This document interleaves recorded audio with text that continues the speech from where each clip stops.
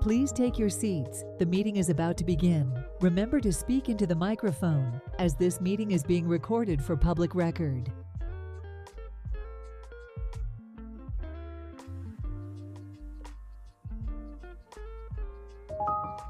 Please stand by. We are going on air in 5, 4, 3, 2, 1.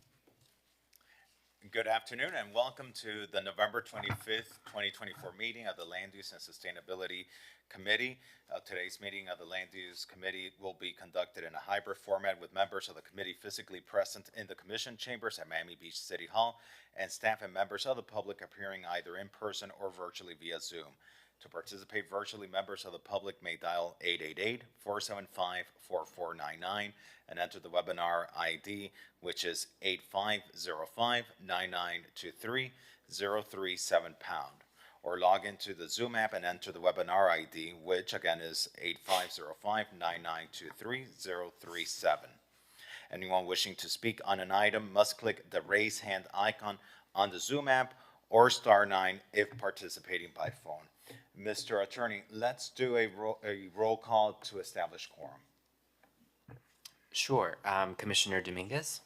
Present. Commissioner Suarez is absent. Vice Chair Bott? Here. Chairman Fernandez? Present. We have a quorum.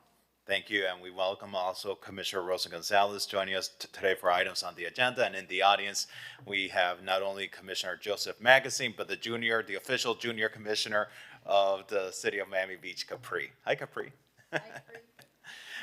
With that, Mr. Director, are there any changes added to today's agenda? Yes, and Mr. Chair, we're going to be using the agenda that printed with today's supplemental agenda.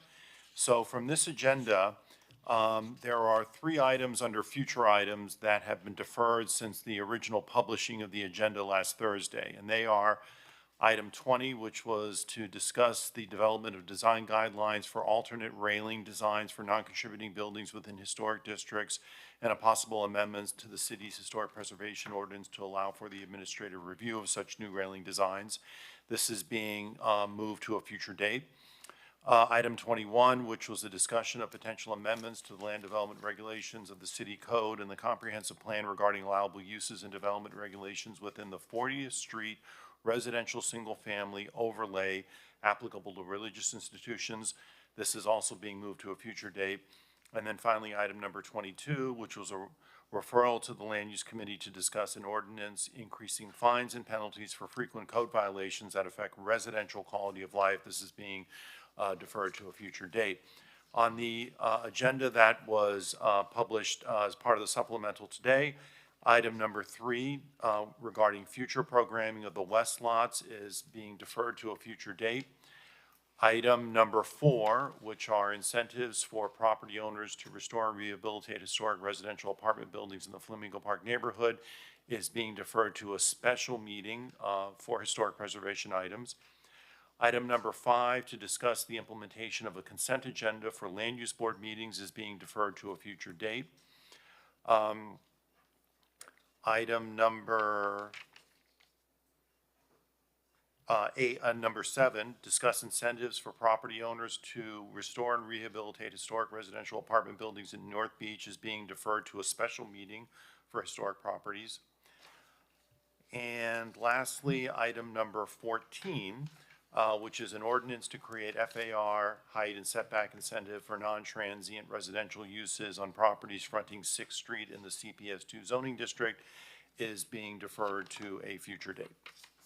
All right, and so those items number 4 and 7, since they relate also to recommendations from the Ad Hoc Historic Preservation Review Committee that we convened, we're going to take all those recommendations together at a special meeting of the Land Use Committee.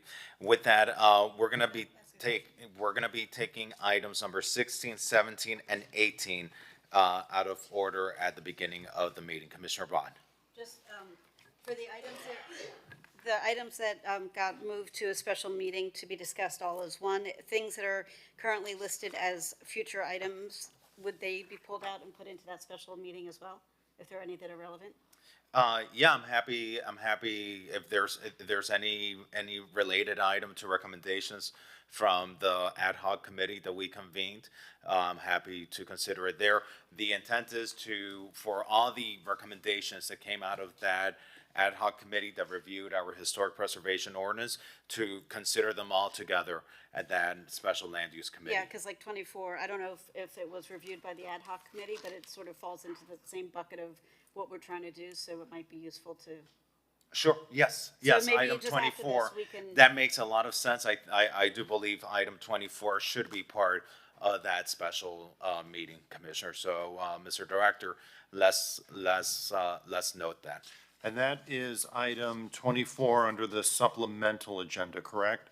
Yeah, both under the originally printed agenda and the supplemental, Okay. which are the incentives to restore and rehabilitate buildings on Collins Avenue and Washington Avenue Okay. between Fifth and Lincoln. Thank you, Commissioner Bott. With that, is there a motion to set the agenda? we'll move it. Okay, it's been moved by Commissioner Bott, second by the chair, and we can show that by acclamation, the agenda has been set.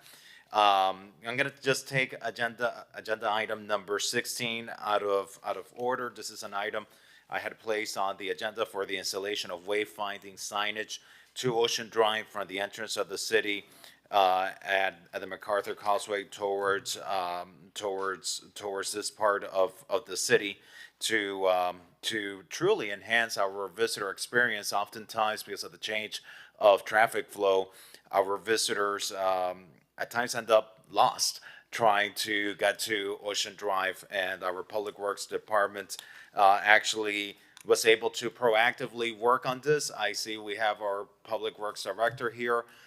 Brad, concisely, just tell us what you were able to accomplish. Welcome. Your mic is not on. Thank you. Welcome. Better? Yes. Good afternoon, Chairman Fernandez, fellow commissioners. As part of the city's ongoing program that we've been doing, this particular item was included in it, and I am happy to report that all the signs have been successfully completed, and I will share pictures with the group as well. But it's all done, and just as is in your particular item, so. Great. Thank you. So with that, we can show this item as completed. And Absolutely. thank you for getting those signs installed. I don't know, Nick, are there any members of the public wishing to speak on this item? No, there are not. There's not any discussions from the table, from the dais on this item? Seeing none, we can move on to item number 17. Let's introduce the item, Mr. Director. Okay, Mr. Chair, item number 17 is discuss amending the Miami Beach Resiliency Code to waive or reduce Historic Preservation Board application fees for additions, renovations, and rehabilitation of single-family homes within local historic districts or individually designated historic sites. Commissioner Rosen Gonzalez, this is your item. You're welcome to introduce it. Okay, so for example, if you live in most places in Mid-Beach and you want to change a window, you do not have to go in front of the Historic Preservation Board. But we have a couple of single-family home neighborhoods in Miami Beach where if they want to do anything at all, they have to pay this added fee in order to go in front of the HPB. And I understand why they might be upset about that. So I would like us to help them and encourage them to, improve their homes by not charging them to go in front of the HPB. And this would apply to Palm View. There's some historic single-family homes on Alton, and there's a small single-family home historic neighborhood near Flamingo Park. You know which one I'm talking about. So I don't know how you feel about this, but I think it would be a great incentive for single-family homeowners. Thank you, Commissioner, and I truly align with the intent of this item, especially with our historic districts and our individually designated sites. It makes sense. If we want to preserve these homes, this is a small way, and I think it's a nominal cost to the city. A nominal cost to the city could at times be a big cost to the homeowner. So I commend you on the spirit of this item. Are there comments from the dais on this item? Commissioner Bott, you're recognized. I like the idea that, excuse me, I like the idea of this to make it easier. Would this be any home, any single-family home any contributing single-family home in a historic district, whether or not that home has been designated historic? Single-family homes within locally designated districts. But whether or not they are individually designated as historic, is that right? I don't believe the referral contemplates contributing versus non-contributing, but if that's something that you wanted to add, you can certainly add that. No, I mean, I just think we don't want to, I think it's anybody who's in a single family, in a historic district, whether or not they are designated already as an individual site. And I also like the fact that this is not dispensing with the review process. There's still an opportunity to review, it's just making it a less onerous burden for the residents, if I'm understanding this correctly. Do you have any hesitation on this? No, we were, as we indicated in the memo, it likely will be fairly de minimis, at least in the next couple of years, based upon the number of applications we've gotten. But it's something that we would recommend in favor of, and if the committee's in favor of it, you can send it back to the commission for a referral to land use, or for a referral to the planning board. And I must say that even though it would not apply to individually designated sites within the historic districts, the fact that it would apply to any home in a historic district is important because it helps us preserve the character, the overall character of these districts, even when the individual properties are not designated themselves. Is there a motion on the item? Mr. Chair, if I could just make one clarification. Yes, you're recognized. Thank you. It does also cover individually designated single-family homes. So it's Right. anyone, right, Well, but outside. correct, that's correct. Outside, individually designated homes outside of districts. That's right. Yes. I think there's public comment. Yes, but is there first a motion on the item? Yeah, but Okay, the item's been properly moved, and second, second by Commissioner Dominguez, are there members of the public wishing to speak on this item? Commission, yes, welcome. Thank you. Daniel Serraldo with Miami Design Preservation League. This sounds like a great idea to encourage single-family homeowners of historic homes. But I did want to mention that if you do want to change a window, you actually don't have to go to Historic Preservation Board. And that There's is an one of the- administrative review process. That's one of the many Yes. things that people get wrong and why we have so much information out there. But yeah, but anything like a big addition that with a significant demolition would require going there. So I just want to make sure that this wouldn't apply just to demolition because that would probably have the unintended consequence of erosion. And this would actually apply, and Mr. Attorney, correct us if we're wrong, for additions, renovations, and rehabilitations, but not for demolitions, is that correct? That's right. Yes, thank you Okay, so thank much. you. Any other members of the public wishing to speak on this item? Any on Zoom? No. No, okay, the item's been moved and second. Sorry, there is. Now there is. Mitch Novick. Welcome, Mitch, you have 2 minutes to speak. Mitch, please unmute yourself, you have 2 minutes to speak. There you go. Okay. Good evening, everybody. Mitch Novick. This sounds like a great program. I think it should be expanded to historic districts such as the Flamingo Park neighborhood to include multifamily buildings where property owners, if they should seek to change windows or do any modifications, they're feed to death. Thank you. Thank you so much. Any other members of the public wishing to speak on this item? Okay, seeing none, by acclamation, we can show this item recommended back to the city commission? Yes, okay.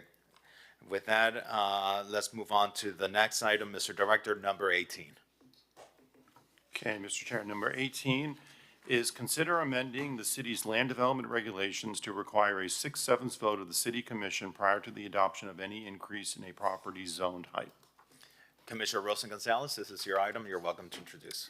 So things that are mutually exclusive, but at the same time not, like love and marriage, law and order, height and density, you know? Horse and carriage. Horse and carriage. You see, every time on an agenda, most of the time that I see FAR, I also happen to see height in many cases. And because we applied the 6/7 to the FAR, and I think that's working pretty well, because, things pass when they're good projects, when everybody agrees to them.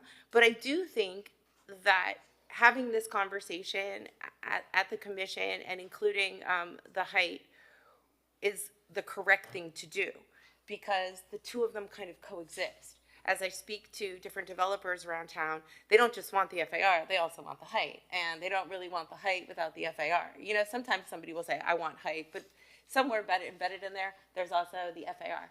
So I just think that it's good government. It's a higher threshold as we grow higher and higher. We've already granted, different height increases at the last meeting, density increases for this, transient to residential use. But anything else coming before us would have to pass that 6/7 threshold. And I also think it will give developers and some pause and say, okay, this is a pretty significant threshold if I want to do this in Miami Beach. And, and we would have to really buy in.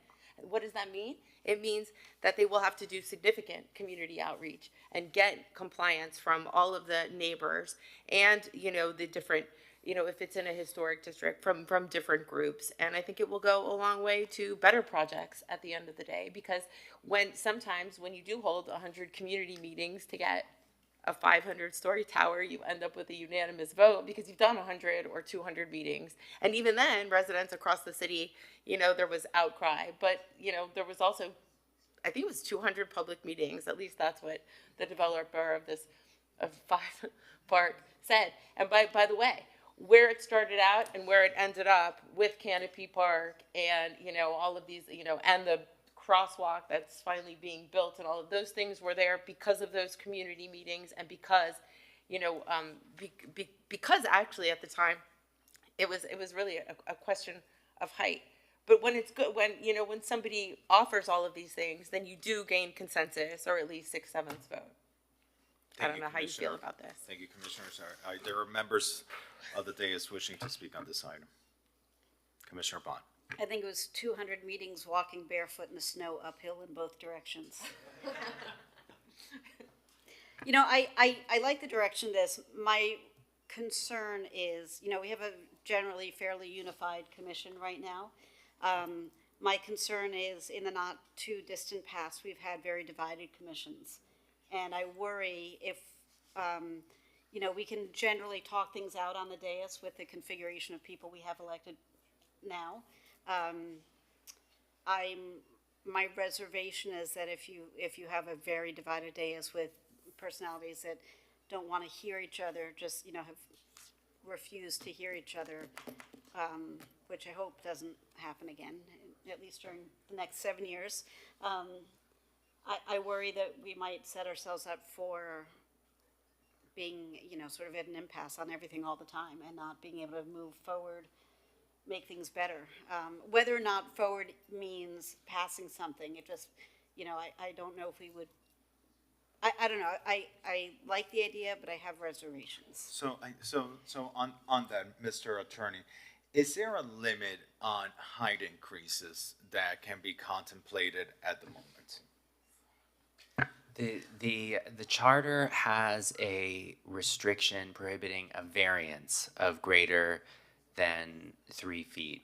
So the city commission can amend the maximum height for a zoning district as a legislative matter, but no variance for height can be granted by the land use boards for more than 3 feet. For more than 3 feet, which is why we've ended up with these text amendments. That's right.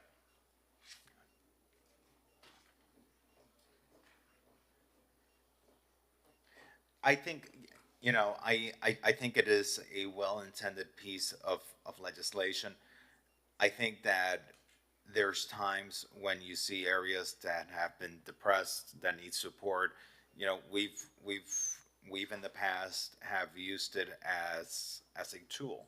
We're going to be I'm sure as part of the DeVille conversation, I'm sure we're going to have to look at LDR amendments that might contemplate height, and that's going to be a tool that we're going to be able to use to bring back, hopefully, a property that we lost. I think about the discussions we had with the Stanton Hotel. Yes, it was a height increase, but it was a height increase because of what was asked of the developer as part of the process. And Mr. Mooney, correct me if I'm wrong, but it was as a result of feedback from the Historic Preservation Board that we ended up with a height increase before us. Is that correct? Correct. And so, in essence, was there a height increase? There was a height increase, but it was as a result of feedback from the Historic Preservation Board. And that height increase ultimately helped us preserve a historic property that otherwise the property owner could have demolished as of right because of the preemptions adopted by the state of Florida with the Unsafe Structures Act. And with such a dangerous statute existing in Tallahassee, if we can use height increase, nominal height increases, as an incentive to preserve historic assets, then it's a tool that we should have available. And I'm concerned that, as our colleague mentioned, making it so restrictive as a 6/7 vote could get in the way, especially with a different type of commission where we're not as aligned. Commissioner Rosa Gonzalez. Well, I'd like to point out that the Stanton passed with a 6/7 vote. It passed. And apart from that, there's not very many times that a height increase comes before us without an added FAR increase. Here is what I would like to ask. Would you consider moving it to commission with no recommendation so that we can have, this is a very important conversation, so that we could have the conversation with all 7 of us present? Just so that, and it might never get called, or, it might take months for it to get called.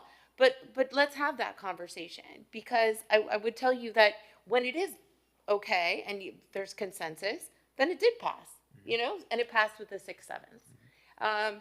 There were several height increases along Collins Avenue, West Avenue, they all passed with 6/7. So when something is moderate and when it's an incentive that the majority or the super majority of the body feels is correct, it moves forward, as you can see.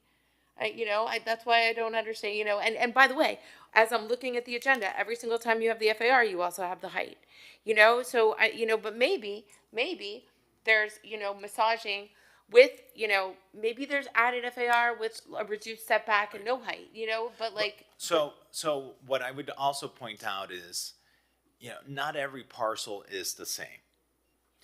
And so there might be instances where you might need, through the review process, greater buffer between properties.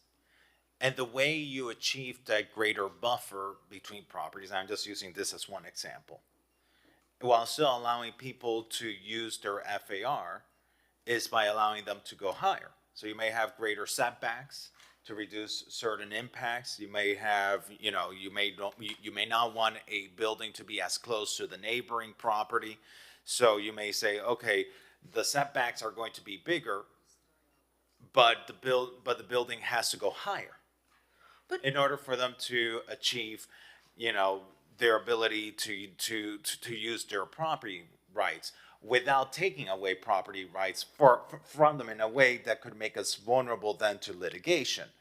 And so I think that that's something so I can't support this today, the way that this is written. I don't think that this positions us well. I think it takes away flexibility from us. Can I suggest that maybe you continue working on this a little bit and maybe separate out projects that would have a historic redevelopment component? So if it's somebody coming with a brand new development and they just want height and increased density, increased height, that would require a 6/7 vote. If it's somebody who is trying to give us what we want, which is to protect and reinvigorate a historic property, and we're using it as a way to incentivize that protection, that could stay at a 5/7 vote. So in the historic districts. Your mic, Commissioner. So within the historic districts, 5/7 and new projects, 6/7 for the height? Or even if it's outside of a historic district, but it helps us preserve a designated site or a property of architectural significance, even if it's outside of a historic district. Like, for example, the Stanton is part of a historic district, but there is. Five Park. Your mic. Five Park did not preserve an existing contributing structure in any way, and it got tremendous additional FAR and height.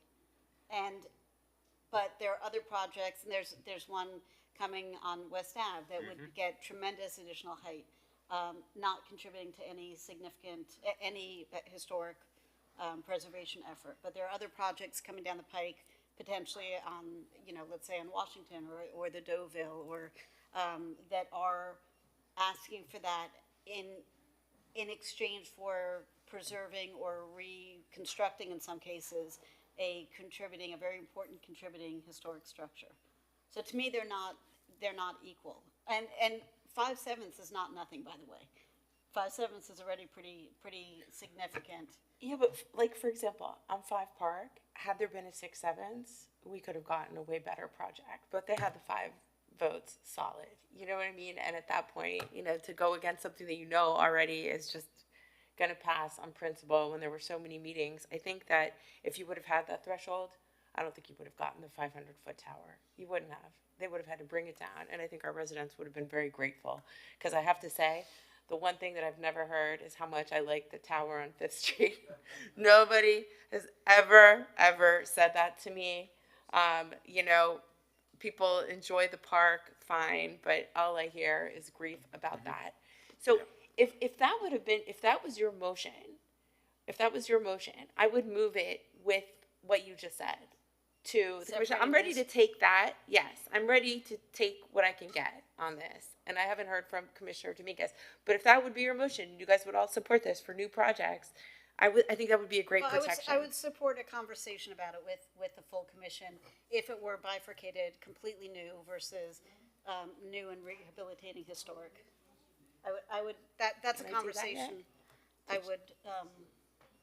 could extend to the bigger commission. I'm not sure that I would support it at the end of the day, but it's a conversation I'd be interested in having. Okay, so is that a motion? Sure. So it's a motion to have a conversation at the city commission, but it's an amended language. Right. So to maintain the 5/7 For brand new. No. 6/7 for brand new. 6/7 for brand new, and 5/7 to be able to use as a historic preservation incentive. Correct. Okay. So that's the motion moved by Commissioner Bott. Second. It's been seconded by Commissioner Dominguez. So, Laura, your water. your water. Okay. I'm, Is your okay, computer- did you get that? So Nick? by I think I acclamation, got we're gonna show that as something a- going here. I'm not sure. I like it. I think that So I was think that a good gets to compromise. where you're trying to go. Yeah. And I do think that, But I when would like see to these see- big projects come before us, it's good to have that. I would threshold. like to see, because this is a very significant piece of legislation, I would like to see a draft of this ordinance come to the land use committee so we can review it, because this is a significant amendment to our LDRs. So I'd like to see this come to our committee. And before we move on to the next item, I'd like to open up the floor to public comment. If there are members of the public wishing to speak on this item, you can approach the podium or raise your hand on Zoom. Daniel, welcome. Yes, hi, Daniel Serraldo. I wanted to mention one issue is a confusion about the FAR increase. Even we've heard elected officials say, well, now it requires 6/7 for FAR and height increase. And so I do think the public does already think that's in place. And so that's why I think the idea made sense to make it across the board. But it'll be interesting to see, to analyze this potential further, as long as we're not encouraging incompatible new development within historic districts, because that kind of goes against the idea of trying to keep that low scale. But, hopefully you'll keep that in mind in your discussions. So, can I ask one question? So, Tom, could we develop something based on what Commissioner Bott said as a referral back to land use? And we'll bring it to so I'm not bringing it back to land use, I have to bring it as a referral to the commission again? I would suggest that there be a discussion. Before the item comes back as a referral to the commission, I think Commissioner Bond, what she mentioned was to have a conversation at the full city commission with the rest of our colleagues.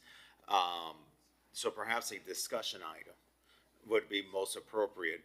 At the Then but you wanted it back here in land use, and if I Yeah, have a the ordinance. discussion item, It could be a discuss, take action, where we discuss what's being proposed here, and then that draft And if it language of the passes- ordinance. If it passes there, then the draft ordinance language will back. come back here, so it can be finessed. do we discuss, take action on an ordinance? That goes into an ordinance. It's an ordinance, so it's not a discussion item, you mean you want to discuss the ordinance? Why don't I put it through as a referral? And Before, if somebody doesn't like it, they can pull a referral. I think. I'll I pull it think- myself. Okay, this is a major piece of policy.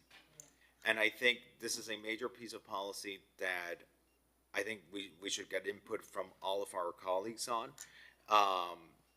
So I would suggest putting it as a discussion item, so it's clear that this is something that's going to be discussed, together with a referral, perhaps. Because at times, stuff like this, what if it doesn't get pulled? Well, you know? but the thing is, okay, first of all, I could do a discussion, take action, but I could also, put it on as a referral back here. It's not really going anywhere except back here, but I have to bring it to the commission in order to hear it here again. So you Or we wanted can to keep hear it this here item, again. we can keep this item open, so that you can bring back, an ordinance, so that we can, with the feedback you've received here, after you have the discussion at commission, that might be the cleanest process. Keep this item open, so that after we have the discussion at the full commission, you can bring back an ordinance for discussion. Let me recognize the city attorney. I think that's a good idea, Mr. Chairman, because under the new committee rules, the land use committee is required to transmit its recommendation before the item can be referred to the planning board. Okay, so let's keep the item open here, so that you can come back to us with an actual draft ordinance. And before you do that, we can have a discussion perhaps at the December 11th city commission meeting, where we can get input from the rest of our colleagues. Okay, so we're gonna draft an ordinance for discussion at the commission meeting, and then also we're gonna have the discussion here. That's so much discussion, Alex. It's not that complicated. It's a major piece of policy, and with that, we're gonna move on to the next item. Okay. Sorry. Okay. Good, Thank you, good Commissioner. stuff. Thank you. So, Mr. Chair, just to confirm on this item, we're going to move it to the city commission to discuss the 6/7 for new construction and leaving 5/7 in the historic district. And then we'll keep this as an item deferred to a future land use date, so that legislation can be discussed. Yes, Okay. and before we move on to the next item, let's open up to members of the public wishing to speak on this item. Mr. Attorney, is there anyone on Zoom? Yes, we have Mitch Novick. Mitch, you have 2 minutes. Good evening again. Mr. Chair referenced the state preemptions moments ago. The clock is ticking regarding the statute of limitations. Our former city attorney opined not to challenge it. We need to protect Miami Beach's home rule and our zoning rights, and I would ask this new commission to reconsider that. Thank you. Thank you. Any other members of the public wishing to speak on this item? Seeing none, Mr. Attorney, let's meet later this week, before Thanksgiving, of course, on the issue of the preemption. Okay. Thank you. Thank you, Commissioner. Thank you. Thank you, guys. Have a happy Thanksgiving. Happy Thanksgiving. All right, Mr. Director, let's call item number 1. Okay, Mr. Chair, item number 1 is discuss potential incentives to convert co-living and transient units to apartments in the North Beach TCC district. Commissioner Bott, we've sponsored this item together. You'd like to present on the item? You know what, I'll let you do the honors. Right, well, our intent is to consider incentives to convert co-living and transient units to apartments in the North Beach TCC district. Mr. Director, from what I gather, we can't truly convert, in essence, our hands are tied, as Commissioner Bott has stated. Correct, Mr. Chair, and also, given the type of construction that these co-living units are, it's exceedingly difficult to make the construction changes that are necessary in order to convert them. And the greatest concern, of course, that we had is that short-term rentals of units are allowed within this district. And that's, that's what we were seeking, part of what we were seeking to address, having actual units available for our full-time residents as opposed to transient short-term rental units. And it's an unfortunate situation, but Commissioner Bott, you're recognized. Thank you. Of the projects that have co-living units, have they all pulled their permits? Yes, in order for any of the existing co-living projects to be eligible, they had to have obtained a permit by October 1 of last year, 2023. Any previously approved co-living units that did not obtain a permit by that date lost their eligibility. And what is the next benchmark? If they've now had their permits for a year, if they haven't started construction No, by a certain date, is there an opportunity to cut that window short as well? if the permits go into abandoned status or they expire, Which takes how long? it can take years. It really depends upon the project. If a project does the minimal amount of work needed to call an inspection and further the permit, then the permit can be extended. If there's a governor's state of emergency extension, a permit can be extended. So in those instances where a project purposefully abandons their co-living units, say to build something different, then at that point, those co-living units would go away. Can we do a survey of the permits that are open and see where they are? And determine if there's any possibility that some of these might fall out of compliance?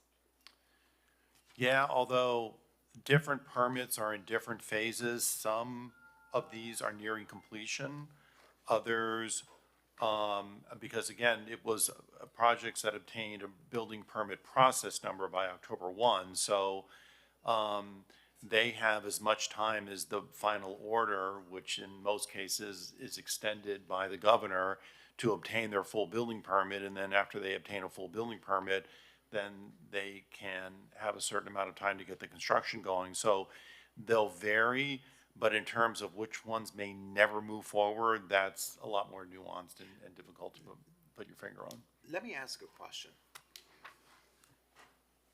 Because now I'm going to go back into the conversation that we were having earlier on the policy on height and FAR and all that. Assuming there's we have 529 permits for units within this district that are currently permitted, allowed to be used as transient co-living units. Could we not work on an arrangement with the property owner, let's say, where if they want to do another project somewhere else in the city, that we be able to give them incentives, let's say height.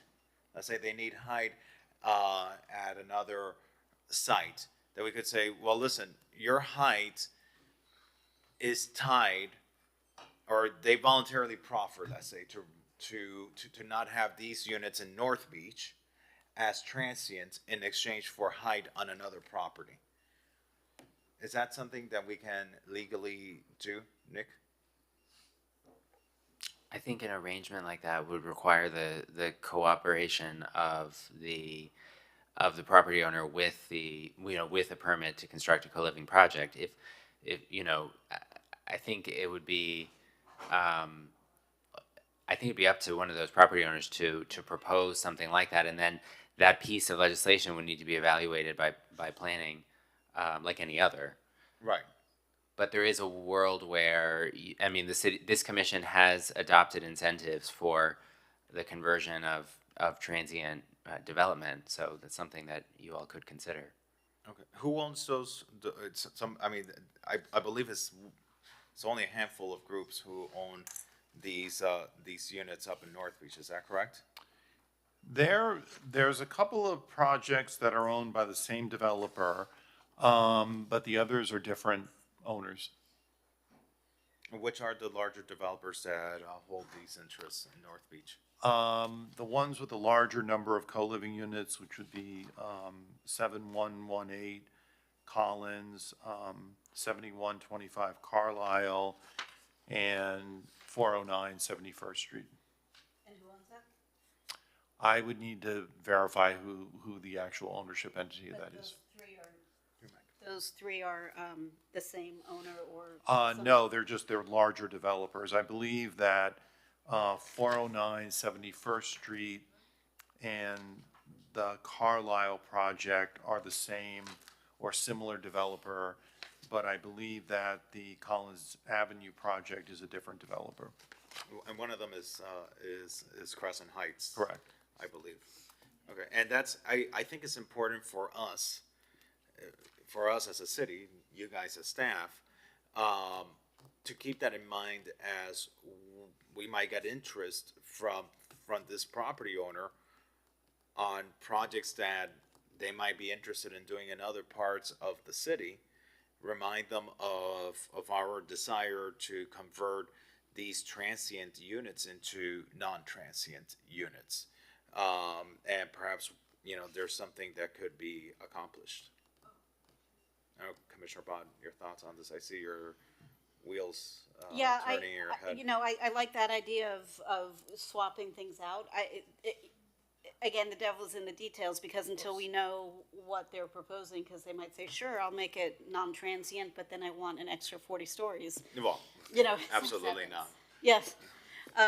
So, yeah, I'd be interested in having those conversations and seeing if there's any appetite for, doing a little horse trading, not on the dais, but, as they start looking at other projects, if there are people who are, continuing to work throughout the city. But I don't want to take our problem in North Beach and foist it onto somebody else's neighborhood. So I'm a little bit leery of that. If it would be great if anybody wants to engender goodwill, any of the developers want to engender goodwill and say, you know what, I'm not going to make this project a short-term rental project. It will be unusual co-living spaces for retirees or, people in their first jobs, a couple of roommates, whatever, that would go, make a little bit of a dent in our attainable, affordable housing crisis.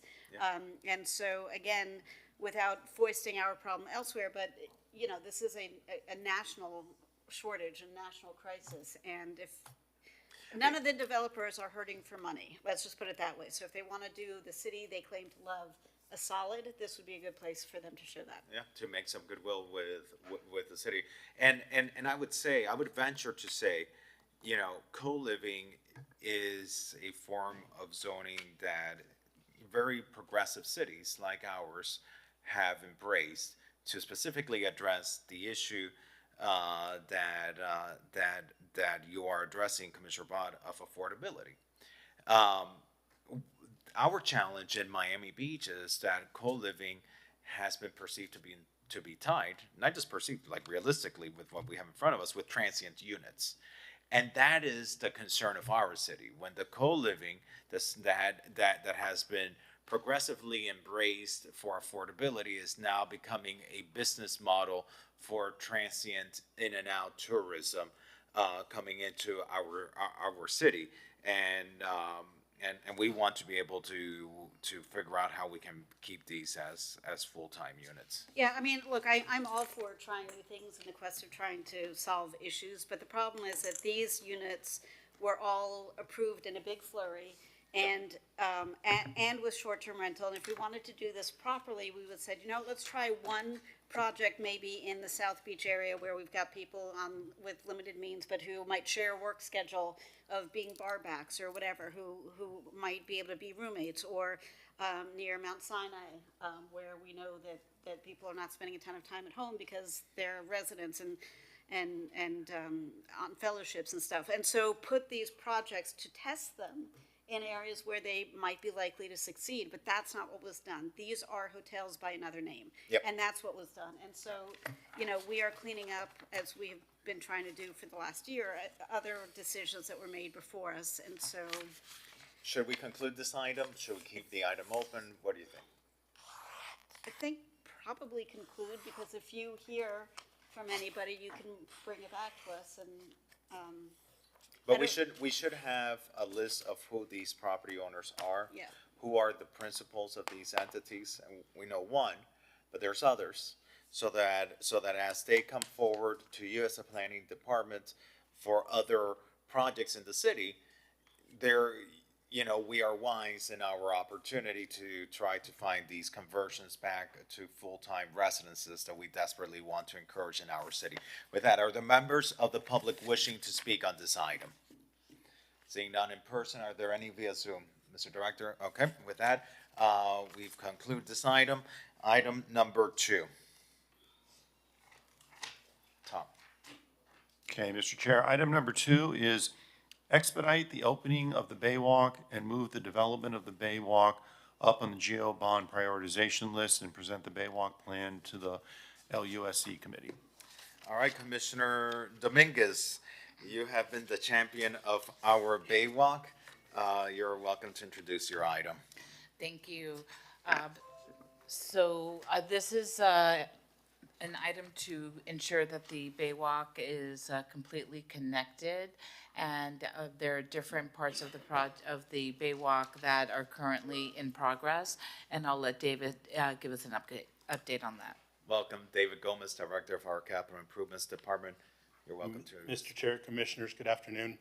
As Commissioner Dominguez mentioned, we are pushing along to get the Baywalk system open. The developer is responsible for 2 portions of it. One is the section behind, from 10th to 12th Street, behind the Madryn and the Mirador. That section is under construction. It's approximately 60%. The last time I looked, I would have guessed it was a little higher than that. Because of some weather issues, they are looking at a January completion for that section. The other portion that they're responsible for designing and construction is the pedestrian bridge. We've been working closely with them, trying to get everything resolved so that they can begin. As we reported last month, they were doing some exploratory digging to confirm locations of underground utilities. That has been completed.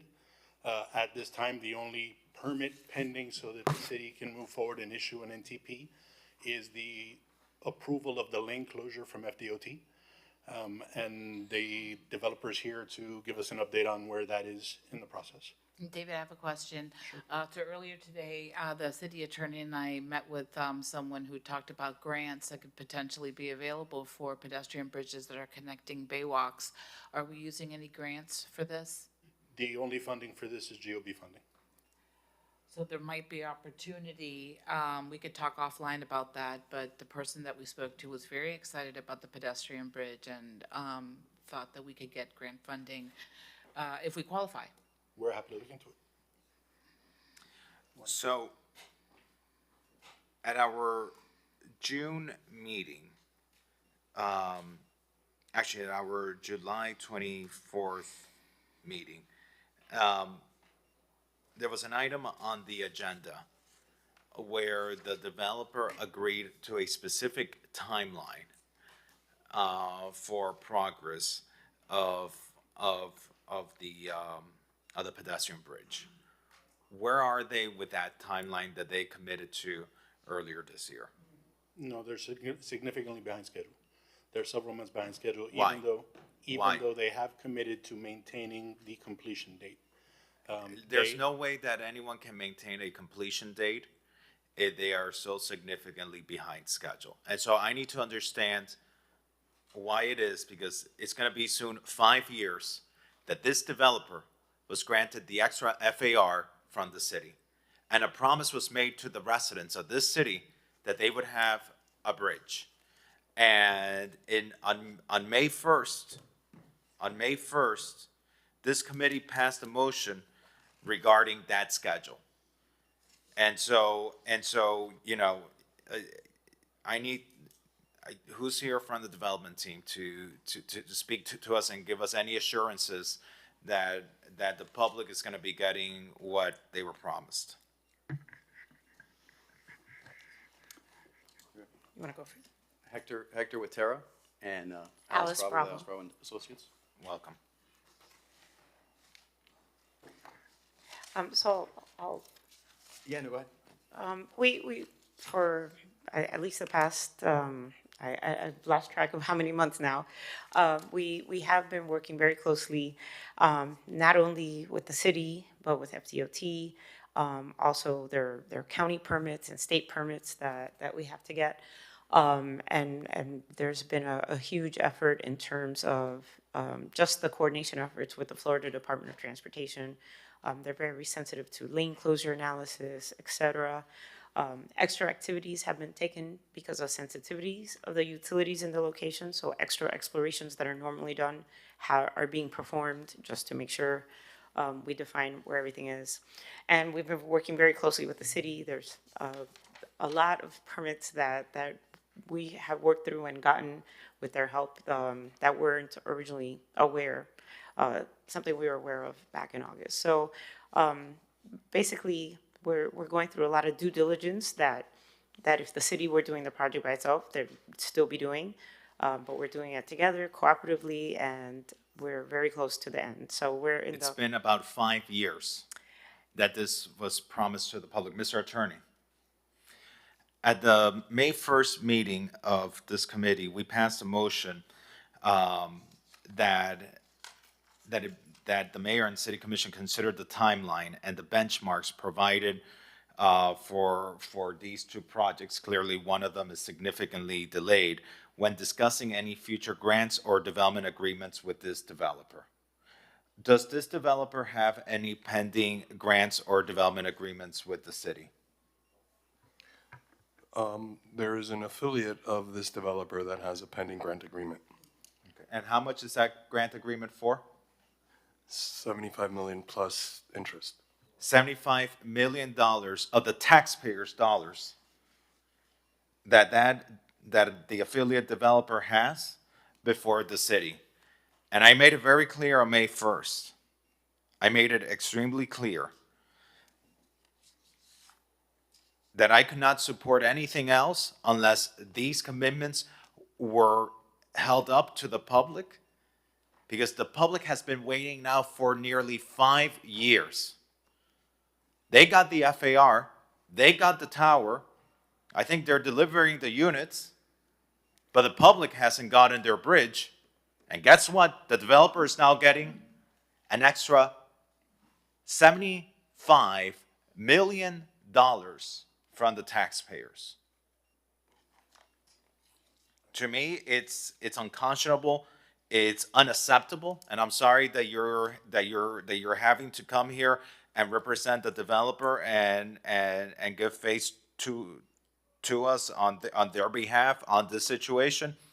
But Mr. Attorney, I want a letter to the city manager reminding him of this motion of this committee, of the commitments that were publicly made by the developer, and urging the city manager not to sign that grant agreement until we're made good, until the public is made good on the promise made public having to do with a pedestrian bridge. Are there any comments from the dais? Well, I don't want to combine the two. We've just gone through a lot of hardship with that redevelopment project. We're in a good space, and it's separate and different from this one. So I want to treat it as such. They have other projects coming down the pike in Allison Park, in North Beach. If you want to look at future projects and prospectively hold them accountable for that, I'm fine with it, but not for something that we just went through so much to pass. Yeah, I share my colleagues' concerns about lumping them in together. You know, the project for which the grant has just been finally secured after weeks of unintended consequences that could have made it blow up, have long-reaching, very significant positive effects for the city. Millions and millions of dollars will be thrown off every year as soon as this project comes online, as soon as, barring any unforeseen circumstances, 2027. Those funds could be earmarked to be used specifically for workforce, affordable, attainable housing projects. And to link these two, and I share your frustration, and I hear how passionate you are, but to link these two things to send a very strong message to the developer ends up putting our residents, our most vulnerable residents, at further jeopardy, because instead of sooner rather than later having funds with which we can acquire property and start talking about joint ventures or whatever to build workforce housing, we will be delaying that further and possibly blowing it up for good. And I will not be supportive of that at this time. And, you know, other projects, there's not just one developer involved with this bridge project and everything that came along with it. And so I don't want to shoot the messenger. I hear and I understand and I share the frustration with how long it's taking, and it's insane that it's not done yet. And I do remember that meeting in May where we had a very clear directive that we needed to get assurances because anything further would be under consideration. But this convention center hotel is too important to the city coffers and to our residents and to our future to protect us against any future downturns, to link it to this bridge. Thank you, Commissioner. Through the chair. I respectfully disagree with my colleagues. I think we need to be strong in our message. Listen, the county wanted a bridge in exchange for the agreement. The county is getting a bridge for the Brightline. Line. Nothing to do with the city of Miami Beach. Something helping another municipality, Aventura. They're getting a bridge over Biscayne Boulevard. What does that have to do with our residents? What does that have to do with the need for workforce housing in the city of Miami Beach? What does that have to do with the convention tourists? I see you can be seated. Thank you. You can be seated. Thank you. What does that have to do with the convention tourism coming into our city? The bridge has to do everything with our city. The bridge in our city, that's to serve our residents. That's a promise that was made a long time ago. And we held up our part of the promise. We held up our part of the promise. They got the FAR. And they got a grant agreement. And now they're coming forward with another development. I hear you guys. I disagree with you guys. Commissioner Dominguez, this is your item. The item, I guess, will come back next month. It will come back next month, and in the meantime, I'm also going to sit with the city attorney and the grants person and David to see about potential grants for any parts that are not funded yet, and also the pedestrian bridge. Thank you. Are the members of the public wishing to speak on this item? Seeing none in person, none on Zoom, we can go ahead and continue this item to next month. Thank you. Item number 6. Okay, item number 6 is discussion regarding possible amendments to Chapter 54 entitled Floods, Article 2 entitled Resilience Standards for Tidal Flood Protection to enhance enforcement mechanisms for public safety and quality of life. Thank you. Commissioner Dominguez, this is an item we're sponsoring together. If you'd like to introduce the item. I'll let you do it. Thank you, Commissioner. I know, right? My colleagues are making me work extra today. This is an item that Commissioner Dominguez and I are sponsoring together. It's originated because of the challenges that we've experienced in Palmview, specifically That was the impetus for this item. And it asked for the administration to explore amendments to the code that would enhance short-term and long-term enforcement mechanisms to address the public safety and the quality of life concerns being related to tidal flooding. And I'd like to recognize our resiliency office to walk us through some of the focus areas that are being identified as part of the recommendations. Good afternoon, Commissioners. Lindsay Precht, Assistant Director of the Environment and Sustainability Department. The existing seawall ordinance provides the city enforcement ability to address overtopping and also require elevation requirements in Chapter 54 floods. The Code Compliance Department is currently enforcing that ordinance, and it's predominantly driven by complaints and proactive king tide inspections. When a violation is identified, a property is issued a warning notice, and during the 2024 king tide season, 45 warning notices to properties with seawalls that were overtopped were issued. The city's setting as a low barrier island with porous limestone bedrock makes us vulnerable to such flooding challenges.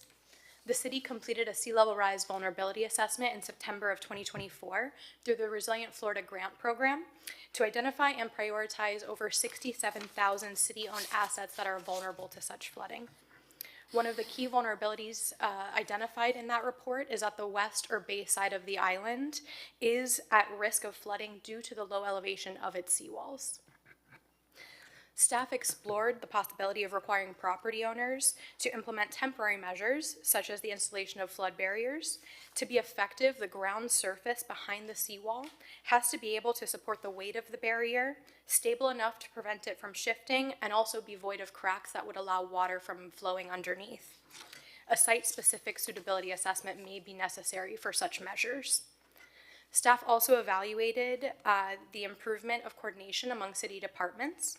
This includes creating a one-page document for code compliance officers to hand out upon issuing a warning notice.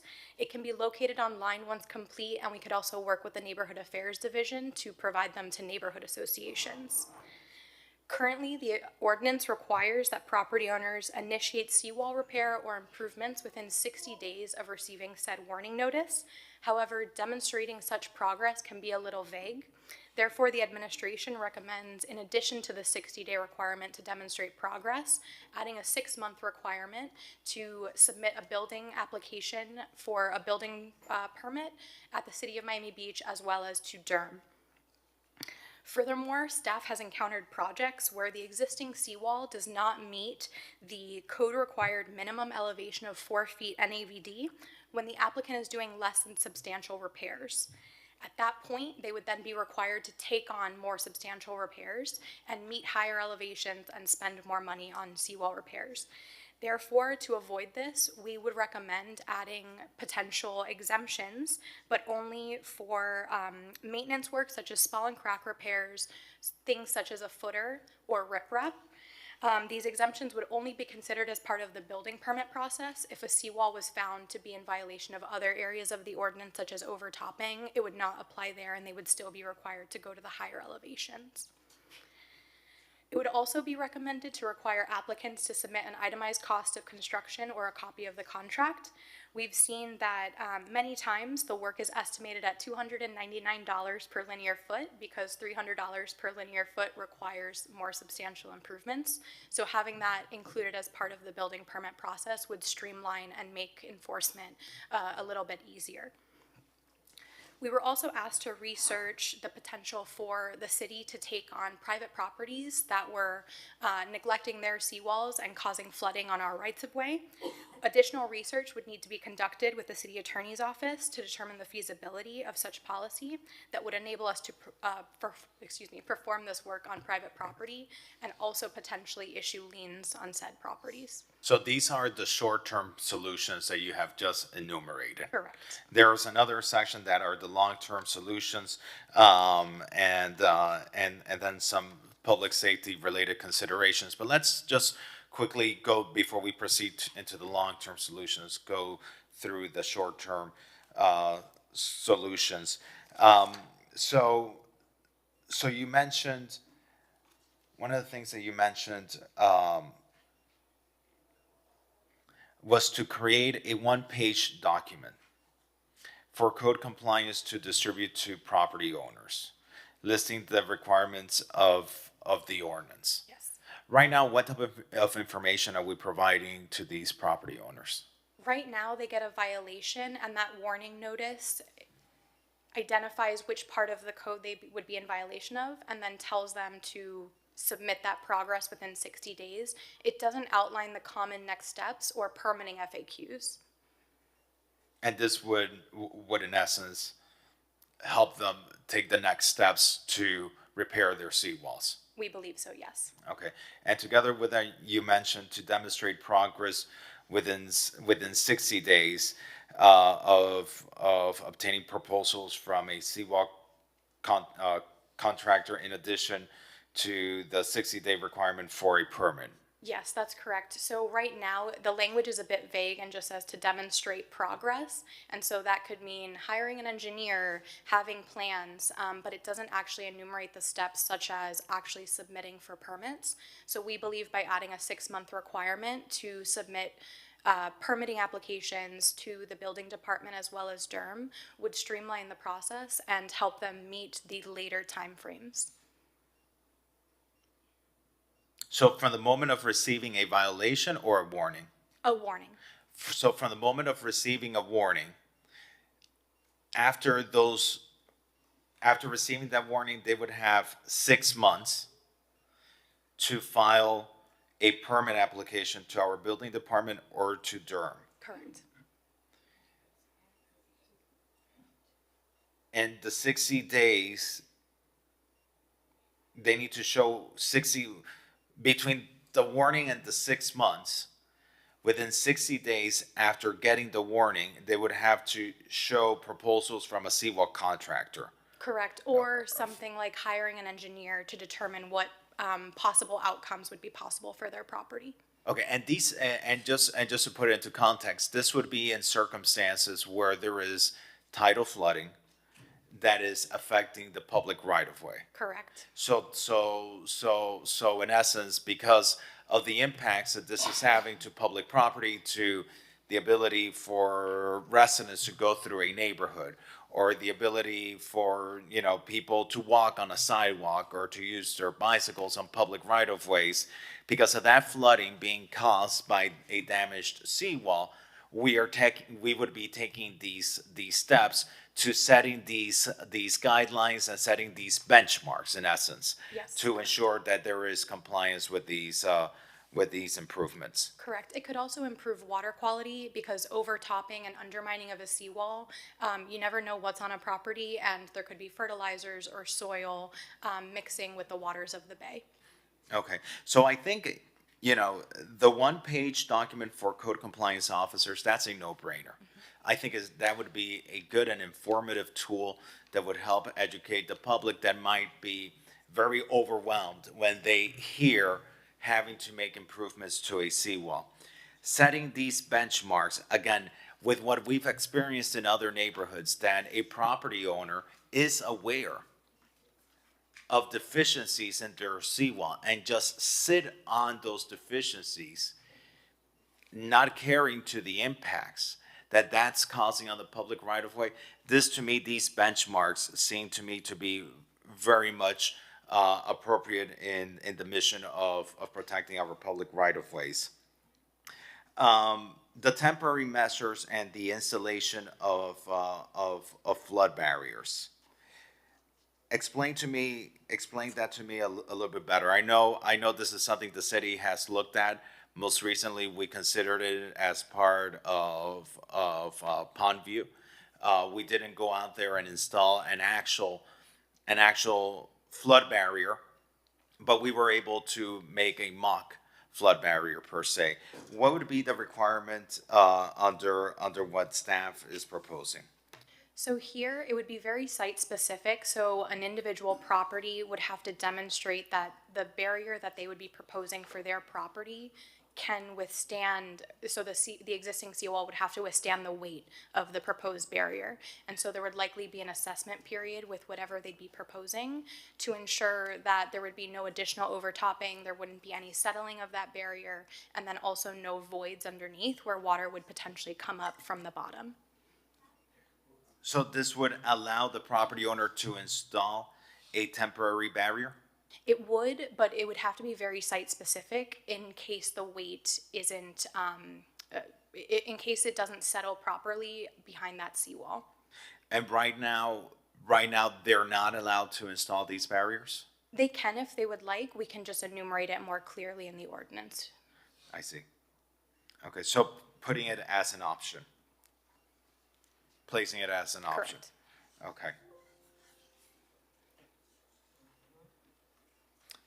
And then on the issue of the city coming in and making repairs, how much time does the city attorney's office and staff need in order to further discuss and study the possibility of the city coming in to repair these private seawalls that are causing public flooding nuisances? I think it's the next land use committee is in January, I believe. So I think that would give us time. There are two main issues. One is obviously the city taking on the liability of performing these kinds of improvements on private property, and also the exposure to the city of just as a matter of cost. Right, but from my perspective, unless intrusive matters to a neighborhood, we do it with graffiti. We do it with overgrown grass. We go into the private property and we conduct the work, and then we bill and we lien the property owner if necessary. We take it to a lien. When it comes to this, that is a public flooding nuisance. I don't understand why we wouldn't. To me, it seems like if we do it for smaller things that aren't as concerning to the safety of a neighborhood, this is the type of thing we should actually be doing it on. And so I'd encourage staff to work on this. I'd like for you all to come back to us with actual policy for these recommendations. I think you've done great work here. I think we need to start with the short-term solutions. I think we can continue this item to next month to speak on the long-term solutions. But I think in the short term, we need to be very much hyper-focused on the short-term solutions. I think we have about 7 locations in the city. Correct me if I'm wrong, staff. I think there are about 7 locations in the city where code has identified public flooding nuisances, in addition to those over in Palmview. So I think, this is pretty good work you've put together, and it'd be great to see actual policy tied to these. Yes, Commissioner Dominguez. Thank you. And Lindsay, I really appreciate everything you and I talked about it also earlier during my briefing, and it was very impressive, all the details. Like Vice Mayor Fernandez, I would like to see policy as well. When we had the Sunshine meeting, we did a walkthrough in Palmview. It was frightening to see what was happening to the public right away because private properties were not taking care of their seawall. And in that area, the city's seawalls have already been done. So it was also positive to see that we got our segment completed. Yeah, and one of the things that we should definitely include in that one-page document is the grant programs we have available in the city that can help our residents with this. Commissioner Bach. So I love this. I think you guys, thank you for taking the initiative. I'm sorry I wasn't able to be on that walk with you at the last minute, but I, with your permission, would be happy to jump on as a co-sponsor. Yes. But question for you, Lindsay. So obviously North Beach on the west side has a huge issue here as well. And I see time and again street ends dead ending into a seawall that may be secure, but there's a gap between the private wall and the city-owned property. Is there something that can be put into here to, I mean, this might not be the right place for it, but how are we addressing that? If somebody's private seawall is sufficient, but because there's a gap, I mean, I see it on Parkview Island, I see it on Bay Drive, I've seen it all around. We do see that consistently where one property has elevated their seawall, they don't have flooding concerns, but then a property next door is overtopped and still affecting their properties. Or it might not be over top, but there's literally, 6 or 8 inch. So that's something that we can work on. We can contemplate that with the Public Works Department to see what's possible there, if there are retaining walls that are options. But if it is private properties where that gap would be, they would have to be targeted as part of the seawall ordinance. So I would kind of bifurcate it then and say, add into this with your permission, where there's a gap, that should be addressed as here as well. And then a separate item or a separate direction for administration to do a survey of where there are gaps in the city, because what I don't want is for us to be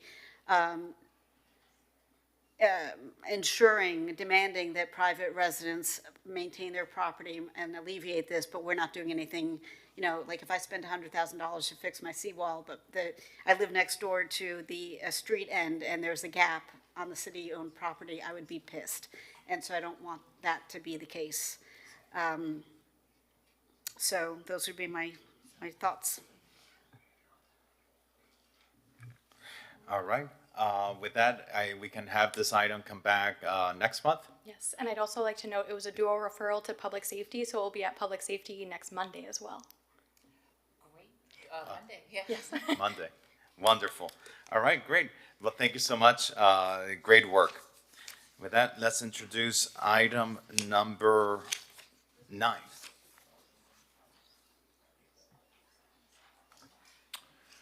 Okay, item number 9 is the discuss potential upgrades for Alton Court from 8th to 17th Street.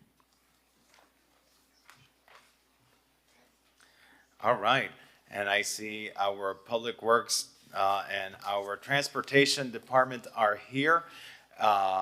Welcome, gentlemen. Please feel free to introduce this item.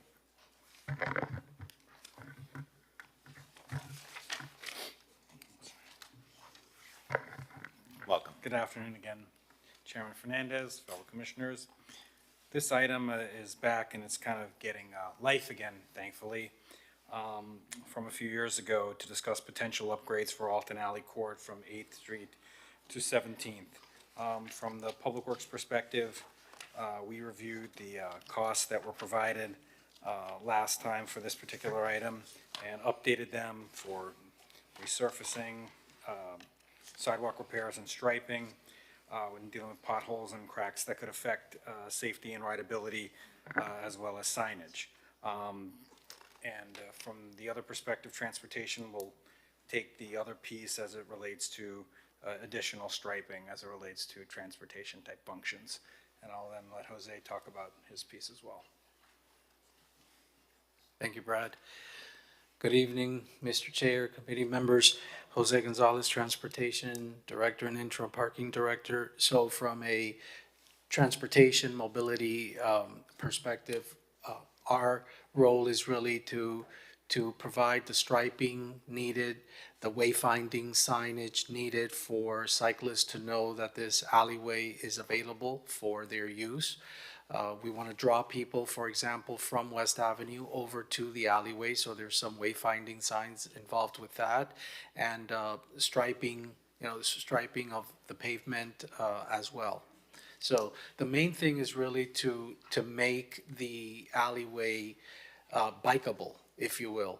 Right now, there are a lot of potholes. There are a lot of issues that can be addressed through a minor beautification of the alleyway in order to make it attractive for cyclists and micromobility, by the way, as well. All right, great. Well, thank you so much, Jose. So this was an item that that I had first introduced back in 2022. Was it 2022, Jose? I believe so. Yeah, 2022. And we decided to put it on, the side burner for a while, but I truly believe that the potential upgrades could really be positive for West Avenue, especially during the Phase 2 construction. It really could give a great alternative for pedestrians and cyclists, as well as just even outside of the Phase 2 construction. If you give me the opportunity to ride on a street, whether it's protected or not, where you have thousands of cars, as opposed to an alley where if it's cleaned up, if it's lit, if it's beautified, you might encounter a slow-moving truck once every few blocks, or you may encounter a parked truck. It really gives us the opportunity for placemaking, ultimately. And so this is something that I think really just would get this great area of public right-of-way, enhance it beyond its beautification, but be an opportunity for placemaking and community. Staff, what is it that you need from us today to help this move forward? Money. Funding, yeah. Okay. The funding to do this for this pilot project. How much funding do you need for the pilot I program? believe it'll be up to 400,000, not to exceed. Not to exceed $400,000.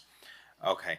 And the pilot program you were mentioning includes lighting, includes regrading of the streets, includes signage. Right, it'll install temporary pavement striping and advisory signage along the alleyway, as well as different access points on side streets, obviously advising the motorists of the potential presence of pedestrian, bicyclists, and micromobility devices traveling in both directions of the alleyway.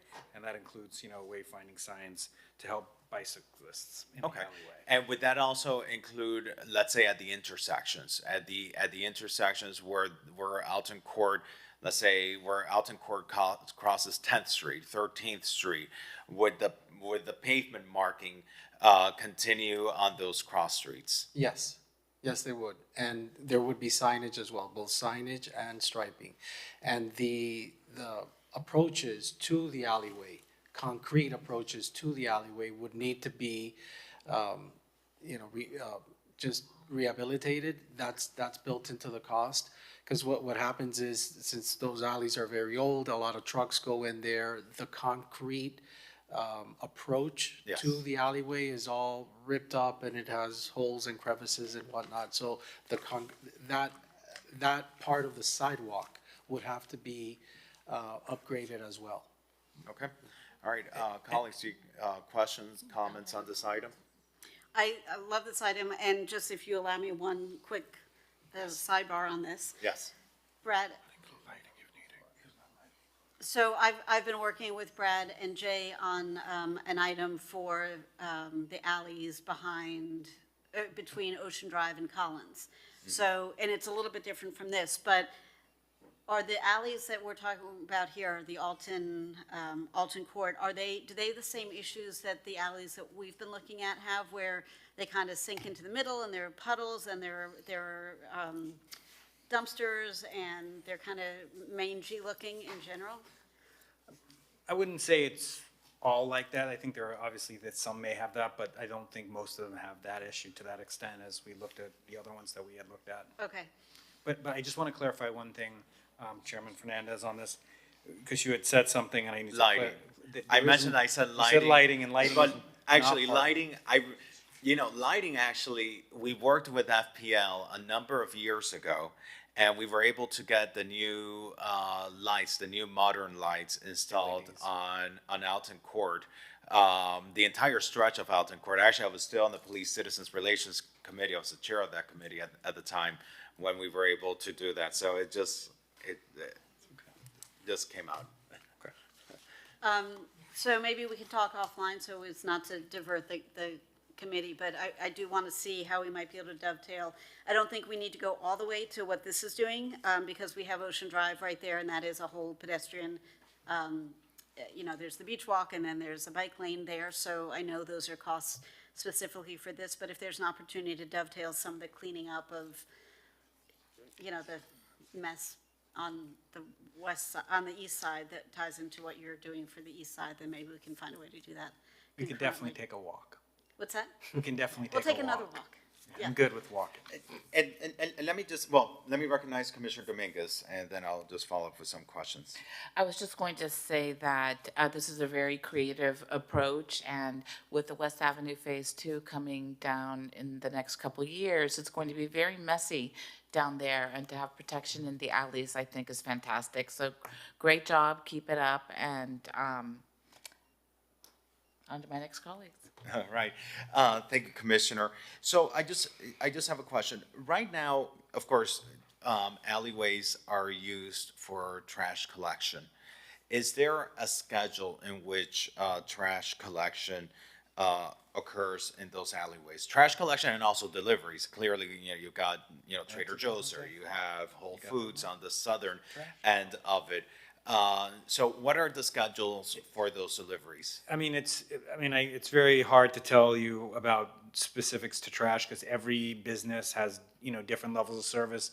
Some of them can be 3 days a week, some of them can be 5 days, some of them can be 7. It really depends on the nature of the business that's there. I mean, so it's hard, but I would tell you more of the. But we don't have an actual schedule, a time frame during which trash is picked up from those establishments? No, we don't, because they're all by private contract. So I don't know what business owner A, what his schedule is, or business owner C, or what, we have no idea because we're not a party to those contracts. And could we work with these haulers on a schedule as it relates to those entities along Alton Court? I mean, I think we can, you know, perhaps maybe talk to the business owners more so about it. I think that would probably be a better approach than necessarily the haulers, because if the business owners. Well, we franchise them. Huh? We franchise them. Well, we give them licenses. Yeah. But if we have, you know, per se, if the schedules are similar for some of the businesses in the alley, you know, we can maybe kind of coordinate those efforts together with some of the business owners. But we can certainly curtail the hauler's behavior in the alley. That's something we could do without the business owners' help. I'm sorry, could you repeat that? We can curtail if the haulers are not behaving, you know, the way they're, you know, going through the alleys and making a mess or whatever they're doing in there that's, you know, not in line with what we're trying to do. We can certainly, you know, curtail their behavior. We don't need the business owners to do that. Okay. All right. All right. Any other comments on this item? No? Are there members of the public wishing to speak on this item? Hello, everybody. How are you? You can come over here. I haven't really spoken since in the new office yet. Hello. Welcome. Julie Isaacson. I reside at 850 15th Street, Miami Beach. Been here for 32 years. Anyway, regarding, I think this is a fantastic idea. I ride the alleys all the time with City Bike and also my own bike. And as they were first addressing Alton Road Court, I was thinking in my head, because I didn't realize that Commissioner Bott had already been addressing the alleys between Ocean Drive and Collins. So what I just wanted to add is to possibly consider, or is it possible to consider to keep vehicles other than service vehicles out of the alleys as well?